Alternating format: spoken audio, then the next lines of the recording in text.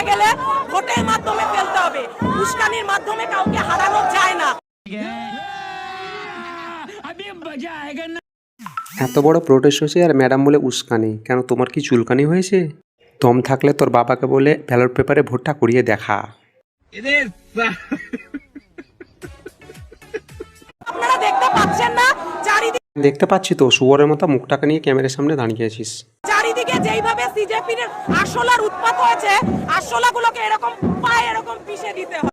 জানিস তো, গোবর এক অদ্ভুত জিনিস। উনুনে গেলা হয় জ্বালানি, জলে গেলা হয় মাছের খাদ্য, আর মস্তিষ্কে গেলা হয় তোদের মতো অন্ধভক্ত। ওদের সাহস কি করে হয় আন্দোলনের নামে আমাদের ধর্মকে টার্গেট করা? সোনামণি, সোশ্যাল মিডিয়ায় ব্যবহার করো না তুমি। বর্তমানে এখন 34টা শহরে সরকার বিরোধী আন্দোলন চলছে, আর এই গোবর খাওয়া জাতগুলো শুধু পশ্চিমবাংলায় পড়ে আছে। ওদের সাহস কি করে হয় আমাদের রামকে নিয়ে কথা বলার? মুসলমানদেরকে টার্গেট করা বন্ধ কর, আর তোর এই গোবর খাওয়া ব্রেনটাকে ভালো করে বাড়ি গিয়ে অস কর। ওরা কার দিকে আঙুল তুলেছে ওরা জানে? হ্যাঁ, গরুর মুত আর গোবর খাওয়া জাতের দিকে। এটা কি সেই কংগ্রেসের আমল রয়েছে যে আমাদের হিন্দুদেরকে টার্গেট করবে?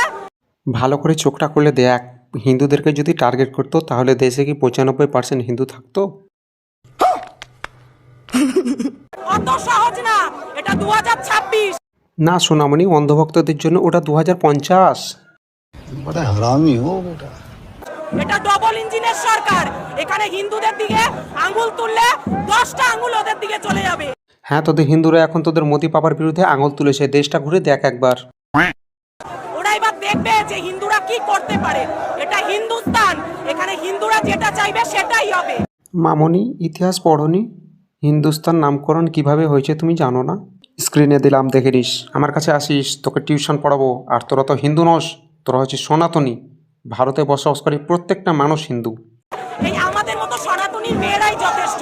ওদের আমাদের সামনে এই দেখো কাণ্ড, এখনই বলছে সনাতনী, এখনই বলছে হিন্দু। আমাকে তো ম্যাডামের ধর্ম নিয়েই কনফিউজ লাগছে। পদত্যাগ করেছে তো কি হয়েছে? শের যখন সামনে 4 পা আগায় তখন 2 পা পিছিয়ে আসে।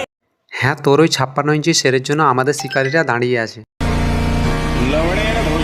অভিজিৎ দীপকে যে কিনা আমেরিকার এসি ঘরে বসে বসে ডিপ স্টেটের উস্কানিতে টাকা পেয়ে ওরা ভাবছে অনেক কিছু করা যাবে। তোদের মতো 2-4টে অন্ধভক্ত যদি আরও থাকতো তাহলে আবার ইংরেজরা এসে আমাদের দেশটাকে শাসন করে যেত, বুঝলি? দেশটি তো দেশ, এখানে 80% হিন্দু। গলত, 95%। তাই হিন্দুরা যেই সরকার চাইবে সেই সরকারই থাকবে। 29-এ ভোট চাইতে আসতে বলিস, তোদের হিন্দু ভাই বোনেরাই পোঁদে বাঁশ ভরে দেবে।